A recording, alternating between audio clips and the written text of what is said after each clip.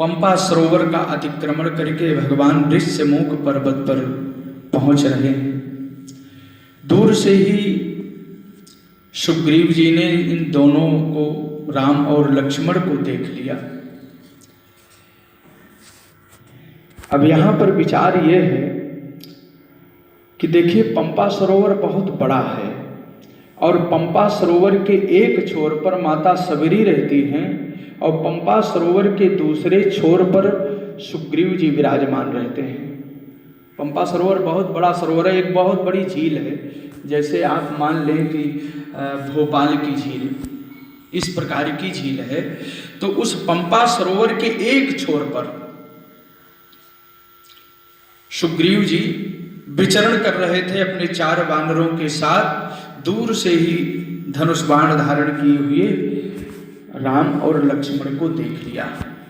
अब इतना भयभीत हो गए कि भोजन प्रसाद का त्याग कर दिया। आज कुछ अच्छा नहीं लग रहा है।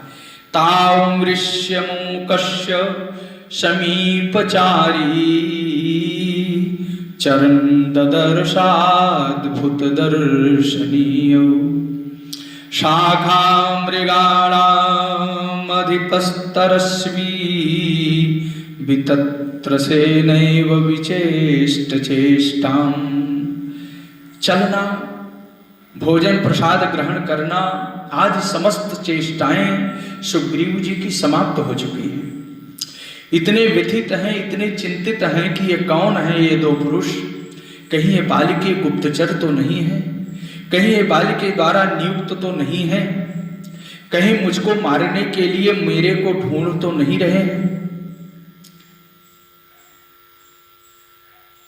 अब ये मन में विचार किया, विचार कर रहे हैं, चिंतित हैं। और भगवान पंपा सरोवर में बढ़िया पक्षियों का कलरव, दिव्य वृक्षों का दर्शन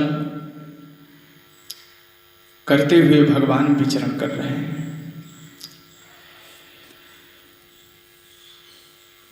और सबसे बड़ी बात यह है, माता सबरी ने भगवान से कहा था कि पंपा सरहि जाऊ रघुराई ताहू ही सुग्रीव मिताई। ये सही कहा था। तो इतना विशाल पंपा सरोवर है कि उसके जो ऋष्यमुख पर्वत एक छोर पर है, वहीं पर सुग्रीव है। अभी अभी सबरी माता के पास से निकल कर के ऋष्यमुख की तलहटी में भगवान पंपा सरोवर के किनारे खड़े हैं और वहां ऋष्यमुख पर्वत में अपनी गुफा से भगवान को देख लिया। मतलब इतना विशाल पंपा सरोवर है कि बहुत से ऋषियों, मुनियों, पक्षियों को, मृगों को, मृग शावकों को ये धारण करता है, उनका पालन पोषण करता है। पा रक्षणे धातु है पंपा सरोवर में। पा रक्षणे, पा पालने धातु होगा। पाति रक्षति महर्षियादीनि, जो महर्षियादि ऋषियों को, महात्माओं को पालन करता है, जो उनका पालन पोषण करता है, उनको अनेक प्रकार के कंदमूल फलादि की व्यवस्था करता है, वो कौन है? वो पंपा सरोवर है। तो इसलिए सुई पवित्र सलिल दानादि भिरिति, अपने पवित्र जल आदि के द्वारा जो महात्माओं का पालन पोषण करता है, अपने तट पर स्थित वृक्षों के मधुर फलों के द्वारा जो पक्षियों का, मृगों का, किंबहुना महात्माओं का पालन पोषण करता है, वो पंपा सरोवर है। इसलिए कहा था कि इतः समीपे रामास्ते पंपा नाम सरोवरम। इतः समीपे, जहां मतंग ऋषि का आश्रम है, इस आश्रम के समीप ही पंपा नाम सरोवरम, पंपा सरोवर है। तो उसी पंपा सरोवर के एक छोर पर ऋष्यमुख पर्वत है। तो पंपा सरोवर जो पुष्करणी है, इसके पश्चिम तट पर सबरी माता का आश्रम है और इसके आगे ही ऋष्यमुख पर्वत जहां सुग्रीव जी रहते हैं वहां पर। तो भगवान को देखा, ऐसे भद्रकृत आकृति वाले विशिष्ट आकृति वाले वीर वेश में धनुष बाण धारण करने वाले रघुनंदन राम लक्ष्मण को सुग्रीव देख करके भयाक्रांत हो गए और हनुमान जी से कहने लगे, हनुमान तुम इनका पता लगाओ ये कौन है, ये कहाँ से आए हैं। तौ तु दृष्ट्वा महात्मानो भ्रातरो राम लक्ष्मणो वरायुधधरो वीरौ सुग्रीवः शंकितो भवत्। सुग्रीव सशंकित हो गए और सशंकित होकर के हनुमान जी के पास गए। हनुमान जी से कहा, हनुमान जी ने कहा, हे सौम्य, हे सुग्रीव, यह अनुज बधू रथ जो बाली है, बाली तो यहां आ नहीं सकता। आप इस प्रकार मतंग ऋषि के आश्रम के आसपास जो क्षेत्र है, इस आश्रम में, इस आश्रम के पास बाली नहीं आ सकता, इसलिए आपको बाली से भय नहीं होना चाहिए।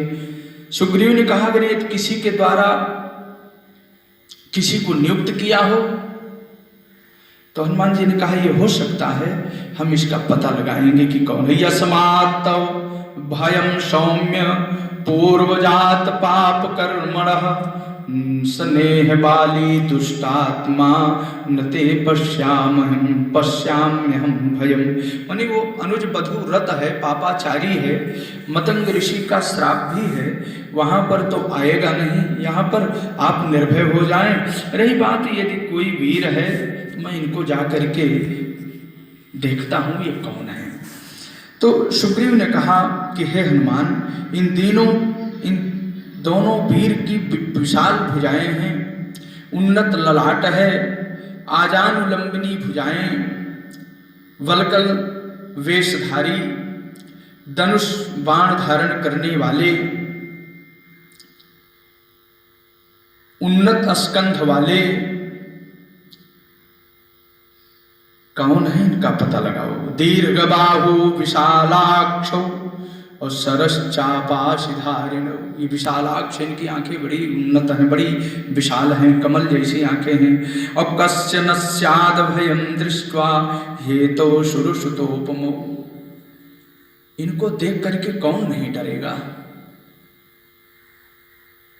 अब सुग्रीव को भाई का डर है, भाई का भय है।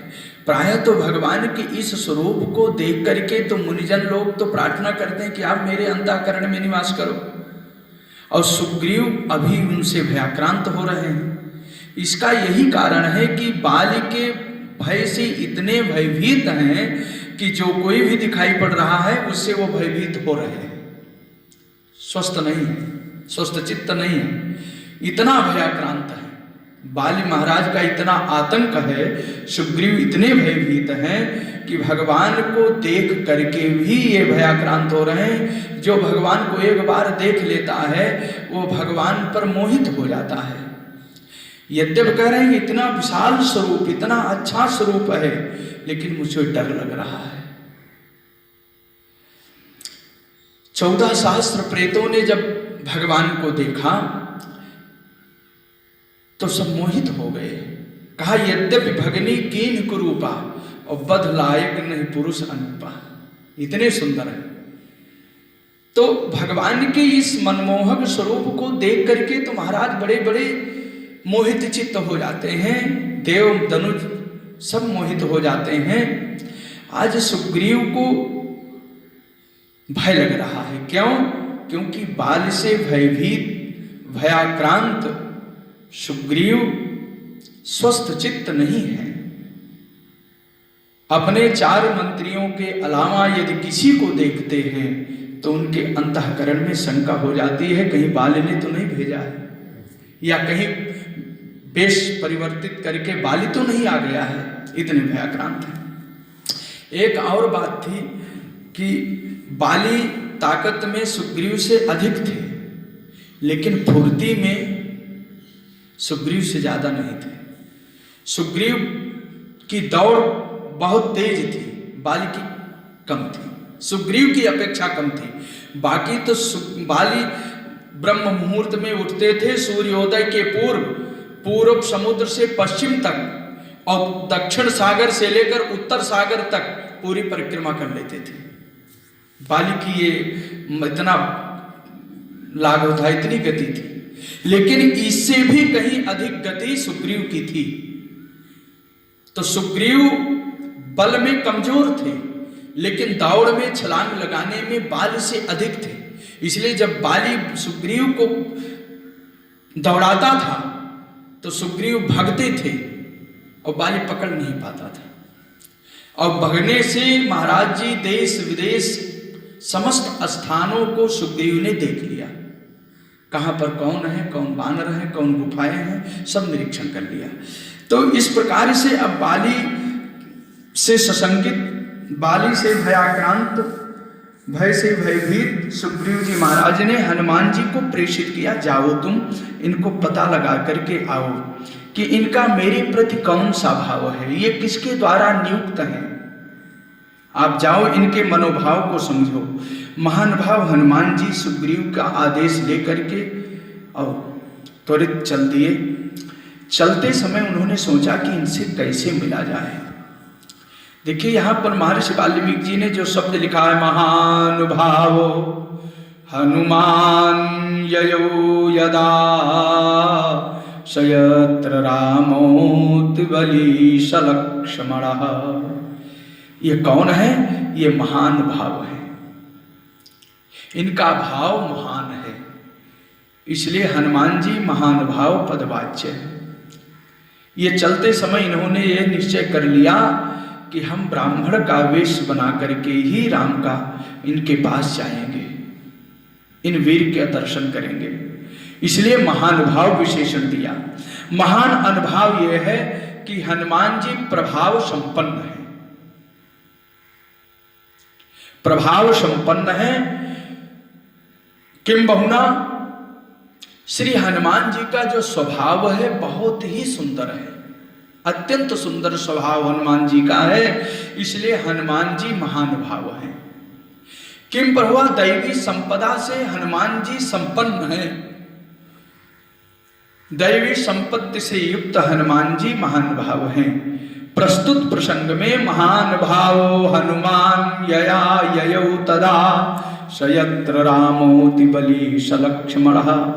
किम बहुना महान भाव इसलिए है कि महान भाव वेशांतर धारण समर्थ, वेश धारण करने में समर्थ हैं, इसलिए महान भाव है।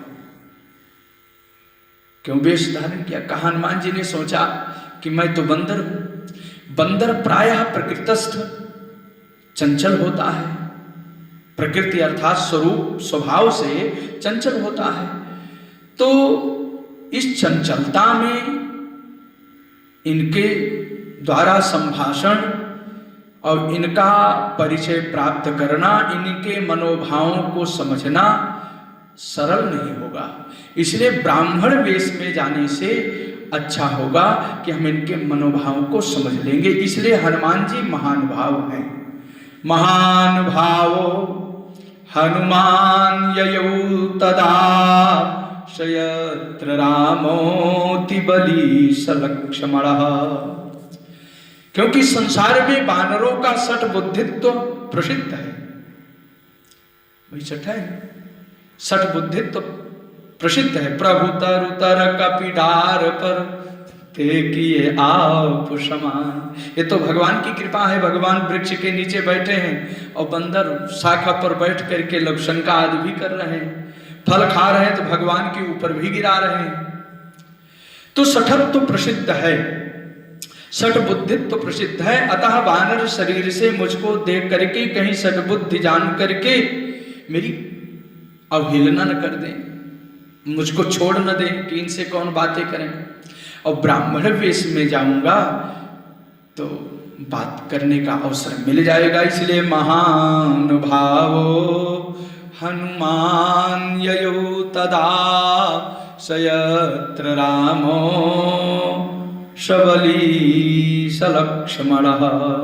सयत्र रामोति बलि सलक्ष्मणः। और बढ़िया स्वरूप भिक्षुक का स्वरूप बनाया। यहां भिक्षुक शब्द सन्यासी ग्रहण नहीं है, यहां भगवान भिक्षुक के रूप में हनुमान जी चल रहे हैं, अर्थात बट ब्रह्मचारी का वेश बनाया, यही है। यानी भिक्कपि रूपम परित्यज्य हनुमान मारुतात्मजः अभिक्षु रूपम ततो भेजे, क्यों? सठ बुद्धितया कपिः, सठ बुद्धितया कपिः। बानर में सठ बुद्धित्व तो प्रसिद्ध है। ये तस्मात् कारणात् हनुमान जी ने विप्र रूप धारण कर लिया, भिक्षुक रूप धारण किया। प्रायः अध्यात्म रामायण में भी हनुमान जी को भिक्षु रूप ही बताया, बट ब्रह्मचारी का रूप ही बताया। पद्म पुराण में भी ब्राह्मण ब्रह्मचारी का वेश बनाया, यही आता है। मानस रामायण में हनुमान जी ने ब्राह्मण का ही वेश धारण किया है, क्योंकि विप्र रूप धरि कपिता गयो माथ नाई पूछत अस भयो। पूछा कि आप कौन हैं, कहां से आए हैं, यानी ब्राह्मण का वेश ही हनुमान जी ने धारण किया। दूसरी बात यह है कि ये हनुमान जी कपि रूपम परित्यज्य, हनुमान कौन है? मारुतात्मज। ये मारुतात्मज हैं। ये मारुतात्मज शब्द से जो है ये स्पष्ट उद्घोष कर रहे हैं, इशारा कर रहे हैं कि वेश धारण करने का जो सामर्थ्य है वो हनुमान जी में स्वभावतः विद्यमान है। वो नैसर्गिक भाव है, नैसर्गिक प्रतिभा है, वो कहीं से कुछ है नहीं, वो दैवी संपदा है, अपने आप प्राप्त है। तो हनुमान जी वायुवेग से शीघ्र चल पड़े, और जब चले तो ततश्च हनुमान वाचा सलक्षणया सुमनो गया विनीत वदुपागम्य राघवो प्रणिपत्य च।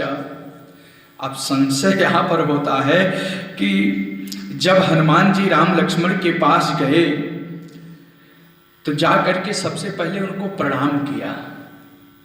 अब विचार आप करें कि ब्राह्मण का वेश धारण करके गए हैं तो कम से कम तो ब्राह्मण वेश की मर्यादा हो कि न प्रणाम करें, लेकिन तुरंत प्रणाम किया, एक विलंब नहीं किया। जब हम ब्राह्मण का वेश बना करके गए हैं उन दोनों राजकुमार के पास, तो हमको इतना समय होना चाहिए कि हम अपनी मर्यादा सुरक्षित रहे, भाई ब्राह्मण है। लेकिन ब्राह्मण तो बाद की चीज है, हनुमान जी तो नित्य दास है। दासो हम कौशलेन्द्रस्य रामस्य आकृष्ट कर्मणा। जो ही राम लक्ष्मण को हनुमान जी ने देखा त्यों ही अपना ब्राह्मण वेश भूल करके नित्य दासत्व के संस्मरण करते हुए उन दोनों को प्रणाम कर लिया, प्रणाम कर लिया। इसलिए ततश्च हनुमान वाचा सलक्षणया सुमनो गया विनीत वदुपागम्य राघवो प्रणिपत्य च, राघवो प्रणिपत्य च। जब हनुमान जी भिक्ष रूप में हैं तब श्री राम को प्रणाम क्यों किया? पहला प्रमाण यह है कि प्रणिपत्य नमस्कृत्य नमस्कार, इसलिए प्रणाम कर लिया है महाराज जी कि हनुमान जी नित्य दास हैं। यद्य परिगृहीत भिक्षुवेश विरुद्ध इति चेत, जो हनुमान जी ने विप्र रूप धारण किया है वो प्रणाम करने के सर्वथा योग्य नहीं है। उस समय भिक्ष रूप है और भिक्ष रूप जो है सबके द्वारा प्रणम्य है। फिर भी अत्यद्भुत श्री राम लक्ष्मण रूप सौंदर्य दर्शनोपरांत श्री हनुमान जी ने अपने आप को भूल गए कि मैं ब्राह्मण का वेश भी धारण किया हूं। नित्य दासत्व भाव का उनके अंतःकरण में आविर्भाव हुआ और भगवान श्री के चरणों में साष्टांग प्रणिपात हो गए। अयं भावा, इसलिए इसमें विस्मय नहीं होना चाहिए। और दूसरी बात यह है किसी का स्वरूप ही उसकी महिमा को अभिव्यक्त करता है। जिस किसी भी पुरुष का, जिस किसी भी साधक का जो स्वरूप है उसका, वह स्वरूप ही उसकी महिमा को व्यक्त करता है। इस प्रकार से भगवान राम लक्ष्मण की दिव्याति दिव्य स्वरूप को देख करके भक्त वत्सल श्री हनुमान जी अपने आराध्य को पहचान लिया, और जब पहचाना तो किंचित विलंब नहीं किया, तुरंत जो है विनीत वदुपागम्य राघवो प्रणिपत्य च, राघवो प्रणिपत्य च। इसलिए हनुमान जी ने बढ़िया प्रणाम किया। और एक बात और है, देखो समय पाकर के ज्ञान उत्पन्न होता है और काल ही पाकर के, समय पाकर के ही हमारा ज्ञान लोप हो जाता है। यहां पर जब हनुमान जी ने राघव को देखा तो युग युगांतर जन्म जन्मांतर के वो संस्कार जो सुषुप्त अवस्था में थे वह जागृत हो गए, और जब संस्कार जागृत हो गए तो एक संस्कारवान व्यक्ति क्या करता है, जब किसी बड़े को देखेगा तो पहले प्रणाम करेगा। ये आचार्य संहिता है। यानी कोई भी महापुरुष, कोई भी आपसे श्रेष्ठ आपको प्रणाम न करे, आपका स्वागत करे, उसके पहले आप उसको प्रणाम कर लो। ये होना चाहिए, क्योंकि महापुरुष से, अपने से बड़ों का आदर करना चाहिए, उनसे सेवा लेनी नहीं चाहिए, और उनसे सेवा लेना ही महाभागवतों का अपराध हो जाता है। इसलिए कहते महाराज सारे संस्कार जागृत हो गए, और जब संस्कार जागृत हो गए तो संस्कार युक्त हनुमान जी महाराज ने प्रणिपात कर लिया। पुरुष प्रसिद्ध प्रकाश निधि नाथ परावर प्रकट परावर नाथ, रघुकुल मणि मम स्वामी सुई, कहीं शिव नायो मात। यही तो शंकर भगवान कह रहे हैं पार्वती से कि रघुकुल मणि मम स्वामी सोई, ये मेरे स्वामी हैं, तो कहीं शिव नायो मात, उनके श्री चरणों में प्रणाम कर लिया। तो इसलिए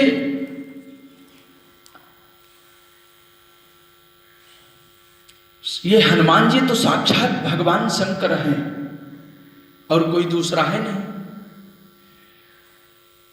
अब आप देखेंगे कि भगवान शंकर जी की स्थापना, रामेश्वर की स्थापना भगवान राम ने किया। तो भगवान रघुनंदन राम जी अपने रामेश्वर को प्रणाम करते हैं और शंकर जी अपने रामेश्वर को प्रणाम करते हैं। दोनों रामेश्वर हैं, दोनों रामेश्वर हैं। एक भाव में शंकर भगवान रामेश्वर हैं और एक में श्री राम जी रामेश्वर हैं।